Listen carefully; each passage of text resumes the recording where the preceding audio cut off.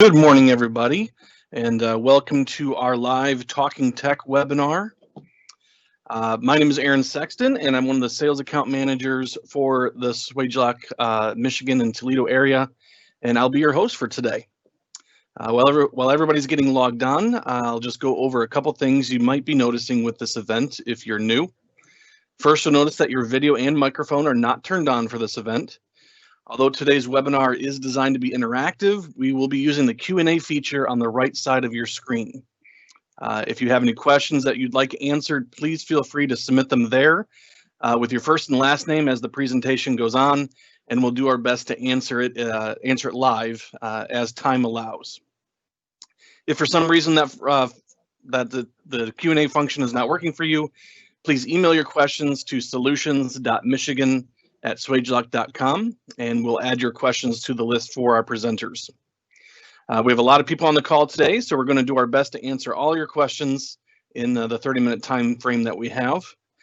And anyone who asks a question through the Q&A feature today will automatically be entered to win some Swagelok swag. So again, be sure to include your name with the question.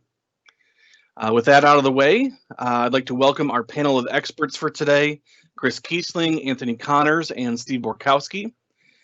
Chris is a chemical engineer with over 15 years of experience in the field before joining Swagelok as our Director of Operations.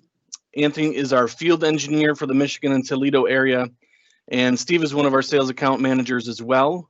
He focuses on contractors and engineering firms for construction projects, and he's been with us for about 25 years now. So I'll be tossing out the questions as they come in to our panel. So with that, we'll go ahead and get started. So first question, and I think Chris, I'll throw this one to you. This one's about sample probes. It comes from Mike Dubay. It says, any suggestions on the use of sample probes in highly corrosive and high particle service? A heavy one to get started. Yeah, coming in hot from the guys at HSC here, so that's great. Yeah, Mike. This comes up a lot, and I think probably why I would guess why you're asking the question, both kind of knowing some of the things you guys are up against, and just hearing this from other customers as well.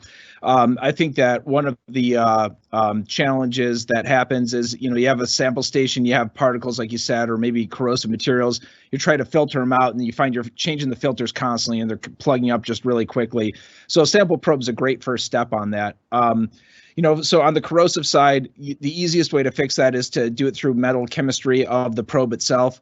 We offer probes, and a lot of people do as well, in Hastelloy or Manel or different exotic metals. You can also get them Teflon lined or Teflon coated.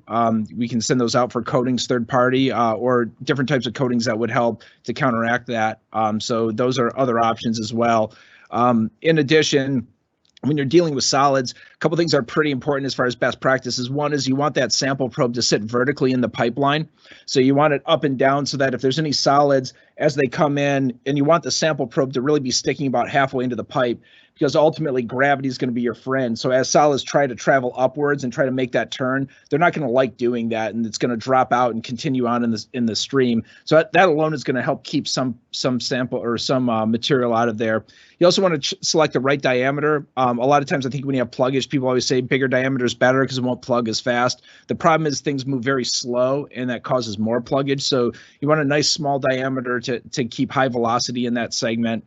The other thing that we do with all of our probes, it's a good practice, especially if you're making your own probes, is we put a 45-degree angle slice in the end of that probe, and you want that slice to be pointing out away from the flow path. So you want it, basically the material is going to come straight across the pipe, and it's going to have to make a turn against that slice and go in it, and that causes like a little flow eddy there, and that flow eddy allows any solids, it's almost like a little vortex effect, and allows solids to drop out and stay in the pipeline, so it's not traveling up your probe and into your sample station. So those are all kind of some of the tricks of the trade and rules of thumbs I can offer you. Certainly, if you have more questions, and Bill Becker's your account rep there for HSC, we'd be happy to come on out, and hopefully we can get out to the site soon here and see you guys and walk you through if you have some specific ones, or if there's something I didn't quite get to in the answer there, okay?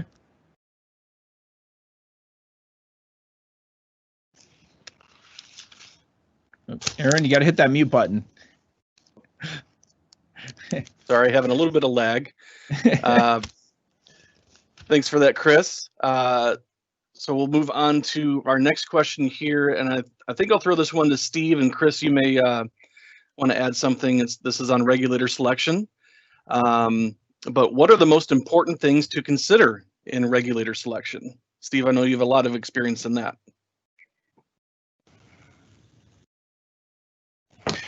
Yeah, so probably the biggest consideration is that, we're trying to match up our, we want to know what our inlet pressure is, and we want to know what our outlet pressure is that we're trying to achieve. And then we want to get a regulator that matches that as closely as possible. So even if we're having like large swings from a high pressure to a low pressure, it's going to be a constant feed. That's something we might want to consider a two-stage type regulator for. If it's just a constant 100 pounds coming in that you're trying to regulate down to 20, then we could probably just go with a single stage. But we do want to try to match up the outlet pressure too as closely to what you're trying to get with the regulator that we select, because that's going to give you the most resolution or control over the regulator too, and allow you to set it right at that specified or desired outlet pressure that you're trying to achieve. So besides that, I guess I would say material compatibilities too would be one other thing to consider. Just, is it compatible with what's inside of the regulator? Sometimes you'll see elastomers or diaphragms that are elastomers and not a metal diaphragm.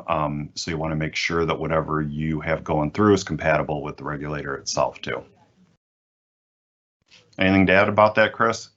Yeah, I think hitting on material compatibility is pretty important. That's probably actually a good starting point in general, because the last thing you want to do is start doing calculations and find out down the road that you can't find a regulator that's compatible with your materials, or you have to go to a whole nother class of regulator or product group or even another supplier, which happens on occasion, right? So those challenges all exist. So I think always starting material compatibility is a great place to kick off. I think beyond that, everything you hit on, and really just to highlight as well, I think a lot of times we get calls, especially on the tech line, where they say, hey, I've got this bottle, it's at 3,000 psi, and I just want to drop it down to 100 psi and it's nitrogen. And the first question I'm always going to ask is, well, what's your flow rate? And it's a pretty important question, because I think that most of the time when people see regulators that are bad actors or doing things they don't expect them to, swinging, not controlling well, all over the place, it's because there's been a flow mismatch, and so you'll see effects where the regulator can't keep up. You'll have instantaneous will be like really low flow, and then it'll eventually creep up and kind of catch up. Well, that's indicative of not selecting the right CV value or the right flow capacity on the regulator to start off with. For more information on both of those, we've done a material selection webinar earlier this year. We also did a webinar on CV calculations and how to select valves and regulators. So you can hop back on the website, watch the videos of those. There's some good references there. And again, if you have any other further questions, you can follow up with us through the tech line, through email, or through your account rep. Excellent. Thank you, Steve and Chris. All right, Anthony, let's get you involved here with this next question. This is on replacement schedules for hoses. So Jackie R writes in, should we have a replacement schedule for our hoses, even if we're not experiencing failures? Yeah, thanks, Aaron. That's a great question too. One that we kind of see always coming up here. So our hose lines are generally one of like our only products here that they do have a lifeline. They're not made to last. I usually like to compare hoses to car tires. So, these will experience wear and tear, and they'll last as much as you actually take care of them. So generally for, applications where these have been specified correctly, I like to see them last at least a year, maybe 3 to 5 if it's really good and like it's not seeing a lot of pressure, a lot of cycles. But there's also some that you might be able to be fine with getting, 6 to 8 months out of. So it really just comes down to your application. But I always suggest, taking a look every year at least, just to kind of look and make sure that your hoses aren't being damaged. They're actually working properly. You're not seeing any signs of wear and tear, any signs of permeation. So it's just something to kind of keep in mind, and always to keep ahead of schedule here. Wouldn't want one of those to fail on you while you're in process and have to go about scrambling to get a new hose in there. So. All right. I think that answers that. Thanks, Anthony. All right.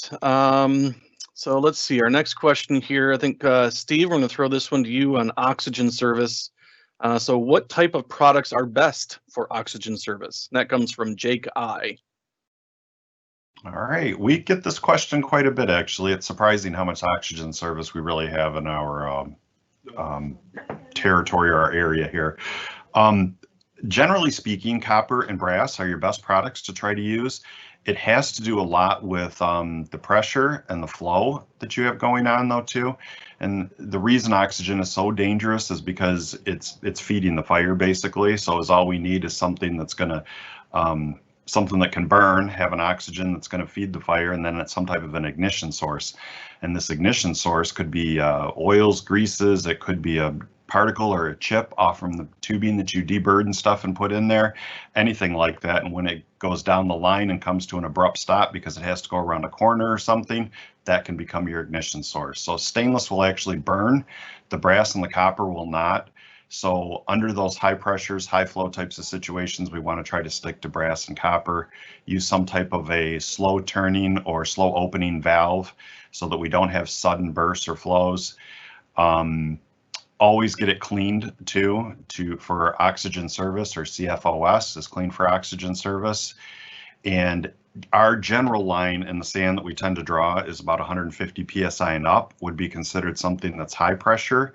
And below that, 150 PSI and lower, you could still use something like stainless steel fittings, tubing, probably even a ball valve, as long as you adhere to the whole cleanliness spec and you do get it clean for oxygen service. All right. So Steve, I'm going to stick with you for this next question because you kind of mentioned something in your answer to what they're asking here. Anna S. says, I need to regulate flow in my system. I currently have a ball valve that we open partway.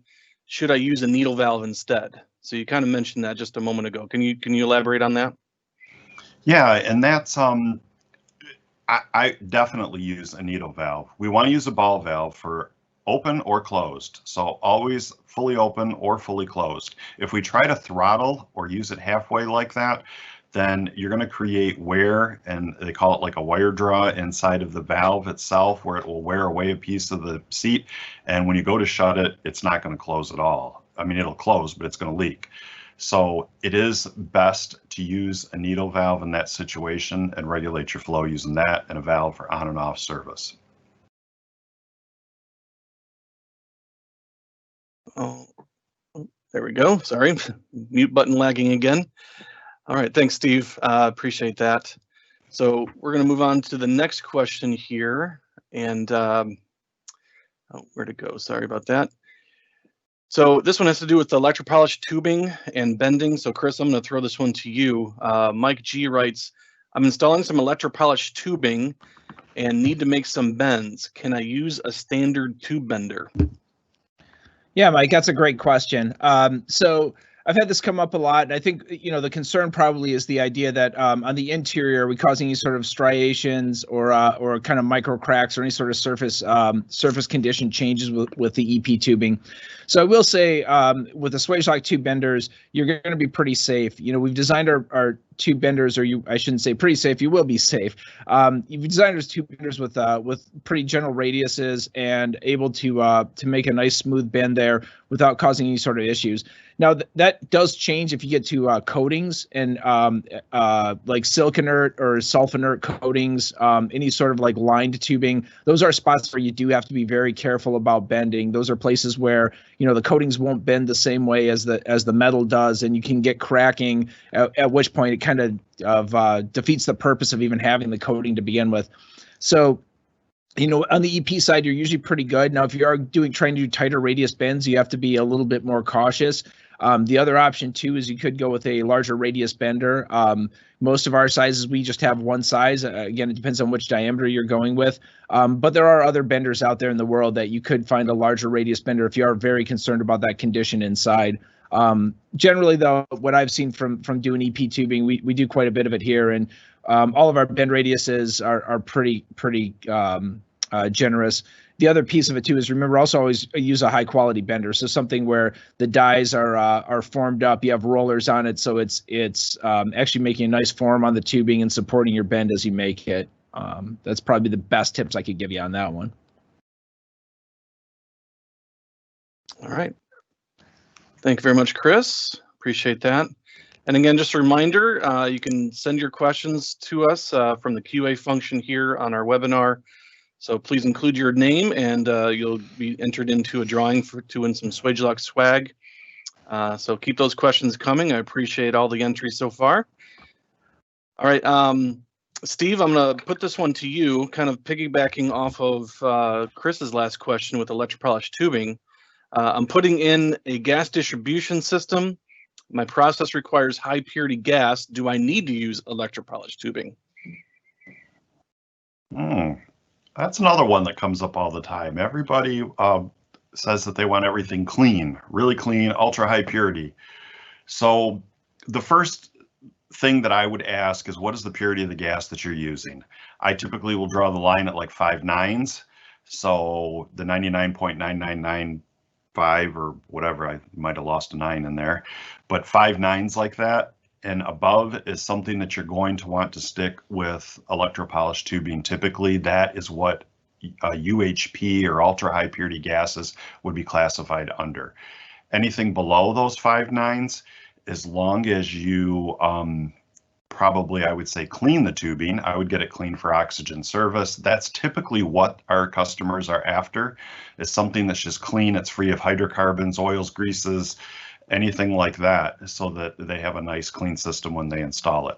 So the reason that you would select the ElectroPolish tubing is you are 5 nines or greater, or it's a corrosion type of situation too, where you want that extra finish inside of there to help with corrosion resistance, and perhaps it's easier to purge and stuff too and flush out with an electropolished finish.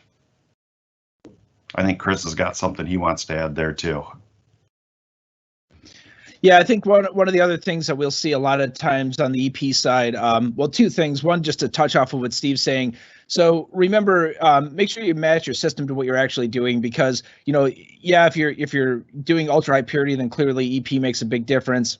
But if you're not doing that, you know, when you start looking at the system, you know, now you're talking about cleaned and the proper type of match on valves, regulators, all these different individual pieces, and it starts to get really expensive really fast, right? And if you don't actually need it, it's a good way to be able to probably put in a more sophisticated system with your budget that does more.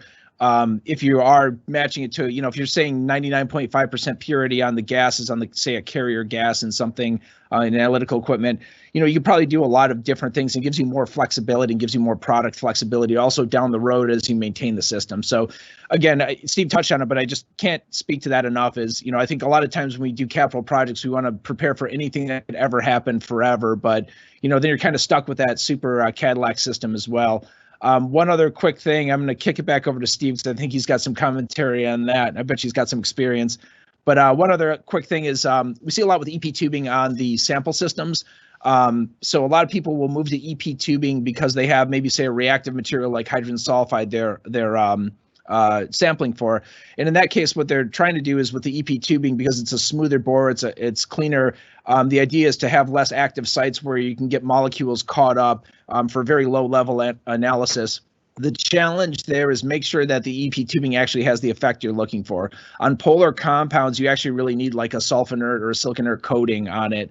Is what's going to prevent those active sites, because it's really about the polarity of the molecule. So even though there's surface finish roughness there, that will help you with things like pluggage, which we talked about a little bit earlier. It can help with that because it smooths out just the small little tiny surface roughness that's even invisible to the eye inside the tube. But ultimately, if you're dealing with polar compounds, it doesn't help much. And I see a lot of times where people make that mistake. You know, they move up to EP tubing, they don't really need it. So, Steve, I think you had something. I'll kick back over to you.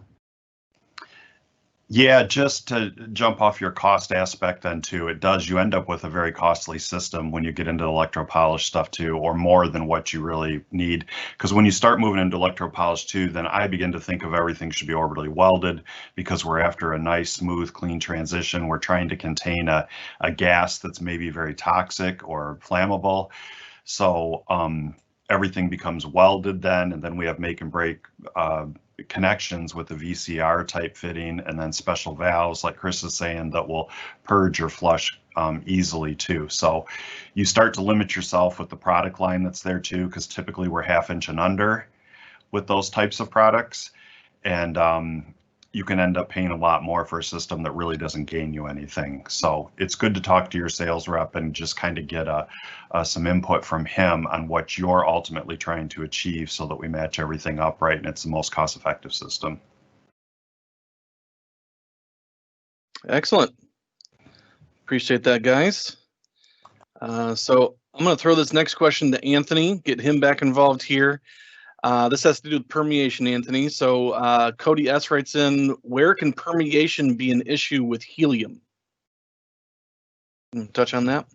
Yeah, thanks, Aaron. You're letting these guys have all the glory here. So for permeation, one of the quick and short, easy answers is you want to kind of stay away from your threaded fittings. Anywhere where you have a threaded fitting, you're usually going to have a good seal, but being that it's helium and it's such a small particle, it'll tend to permeate out. Another spot that you'll kind of see it at is in PFA tubing or in a PTFE hose. So I always recommend, if you're going to go with helium in some sort of hose, always try to stick with like an all metal hose, that all metal finish will kind of help and keep all of your helium in. You won't have to worry as much about your permeation. But yeah, definitely stay away from your threaded fittings. You want to use your tube fittings if possible. And if you're really concerned, you can always move on over to like a welded fitting too, and kind of weld up a system that'll really ensure that you're not losing any helium in those types of systems. It looks like Chris has got something here. Yeah, Anthony, I'm disappointed as a chemical engineer. I thought you'd get into the chemical side of why permeation happens here. So, remember, the time to worry about permeation is any time you have things that are polymer type material. So the cores of hoses that are Teflon, PTFE or PFA especially, but also if you use any sort of PFA tubing in your process. And a little background, the science side of why a threaded fitting leaks, or would leak helium in that case, or have a permeation issue. So threaded fittings are great and can be very leak tight, but remember the thing providing the seal is usually Teflon tape or some other type of polymer material inside there. So that's where the permeation is happening. It's making its way through that Teflon around the threads and out. So again, it just, I think, also illustrates that point, that kind of common piece that comes back to utilizing plastics or plastics is a general term, but polymers in your system, whether it's hoses, and you see it mostly with hoses, a lot with things like PFA tubing, which we'll see a lot of times in analytical equipment. Those are all things that can permeate, and permeation is all about partial pressures. So even if you have very low pressure inside of your system, you are going to have permeation in both directions, really. So also remember that too, is oxygen will always permeate in through a plastic hose because of partial pressure and because of equilibrium. So that's as sciencey as I'll get, I promise. If you want to hear more about that, feel free to give me a call, and I can talk all day about equilibrium. Excellent. All right. Thank you, gentlemen. I'll kick this next question over to Anthony as well on material selection. So Andrew W. writes in, common tips, tricks, important considerations in material selection. You want to touch on that for us? Yeah, sure thing. So if you've been here since the start, we kind of touched on a couple things. You want to definitely pay attention to safety. So if you're going with oxygen systems, you want to stay away from your stainless as much as possible. If you're in a higher pressure, stick with some copper, brass. The helium question we just answered, same deal. You want to pay attention to permeation for some of your smaller particles, if that's a concern for you. And then obviously, if you're getting into some of the more corrosive things, you want to kind of stick to something that's going to be able to handle that. So kind of getting away from your Teflon and going more to your Calres, some of your, especially alloys too. You got your Hastelloy, your Monel as well. So definitely something to be considerate of. And always, you want to check your chemical compatibility too when you're looking at that stuff. So there's a bunch of reference guides out there. definitely try to look into some of that before you're speccing out your system and parts, and making sure that the parts will be compatible with what you're dealing with there. And it looks like Steve's got something he wants to add. Yeah, I would just add one more quick thing of just elastomers and lubricants. Those are two things to look out for as well, because there's always some type of lubricant in the valve, or maybe put on the threads or something along those lines. So make sure that you're aware of those as well. Oh, All right. of course. Yeah, that's right. I'll jump on this one too. Also, another quick pro tip for you: if you're going through our EDT, our online catalog or our electronic catalog, or even I guess the print version's got it too. Wetted components are always in italics. I don't know if anyone mentioned that. If you did, I missed it. I'm sorry, but so if you see a listing on a valve or a part that's got all these different components listed for all the different pieces, if it's in italics on our catalog, that means it's a wetted component, which means the process fluid, and that's the definition of wetted component, whatever the process fluid flowing through that component is going to touch that material. So those are the ones you have to focus in on your material compatibility. Yep. Thank you for that. And don't forget, we do have a past webinar that we did on material selection. So Andrew W., you can go back and look at that. That is on our website, michigan.swageluk.com. You can find that there. So got time for just maybe one more question here. And Chris, I'm giving this one to you on tube cutting. And I know you love this one. Any tips on how to cut 1/8 inch tubing? And I'll include 16th inch in there as well. Yeah, boy, this also comes up a lot. I feel like anytime, if anyone who uses 1/8 inch tubing, if I happen to be out touring around looking at a project or something, this is always like that throw in that I get blindsided with, because I think everyone's got that same challenge. You know, the problem with 1/8 inch and 16th inch. Generally, there aren't a lot of cutters where, your typical rotary cutter, tube cutting device, a lot of times it won't fit between the rollers and the cutter. Our cutter is no exception to that. So, there are cutters out there that can do 1/8 and 16th. There's not very many of them, especially in the 16th world. So the simplest way to do it, I would recommend using a hacksaw. And using a hacksaw guide or cutting guide, we have those available. Clamp it down very carefully, and then when you do that, the side of the tubing that hangs out that's not clamped, I would hold onto that while you're sawing through with the hacksaw. The good news is 1/8 and 16th is generally pretty thin wall, so it doesn't take much work with the hacksaw. On that hacksaw itself, find a blade that's made for metal cutting, obviously, but also look for something with the highest tooth count you possibly can get, the highest pitch you can get on there. So you want a lot of teeth, and a lot of times it's like teeth per inch or whatever.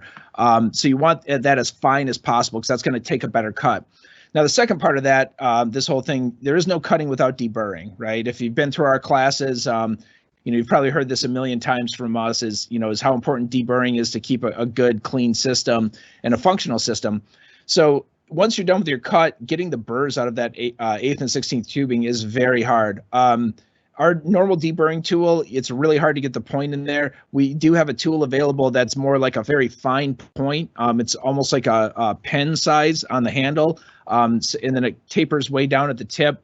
One tip that I've given a lot of people, if we're doing a lot of 1/8 inch tubing, I actually use like a center cutting drill, like a pointing drill you'd use on like a tailstock of a lathe to set your point. It's got that little fine center cutting tip at the very end of it. Find one where the tip lines up with the ID of your tubing. You can chuck that up in a drill and just really lightly put a little bit of pressure on there and push it in, and it'll actually open that burr up really quickly. So that's usually how I go through and do that. It tends to make a pretty good deburr situation. So that's probably the best bet that I found is just really go light with a hacksaw and clamp it carefully, hold onto the thing and go through.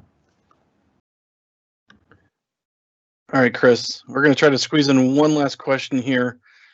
This came from Mark S., and this will be our last question. Why is a special tool required for larger fittings?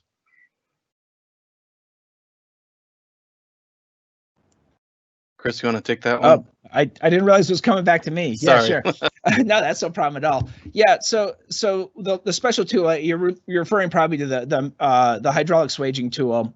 So what that's actually doing is allowing, or it's creating hydraulic pressure that actually sets the ferrules on the tube. And part of the reason for that is once you get up to larger and larger tubes, and anyone who's on the call that's even done 1/2 inch or 3/4 by hand, it, you know, with even a standard 3/4 wrench, which is pretty long, it gets pretty high torque and pretty fatiguing if you're swaging those 3/4 inch all day long. So especially if you're working in a system, you're up in, say, a pipe rack or something, and you're trying to get this thing to swage on and to connect up, it's going to take a big wrench with a lot of force. And, you know, part of that is just to make sure we get the right amount of force. We don't short it to get the ferrules to set right, because just like any of our fittings, if you don't do that full turn and a quarter connection on the quarter and up, on the smaller stuff, the 3/4 turn, if you don't follow that procedure and get all the way around, it's not going to fully expand the ferrules and get you a good seal.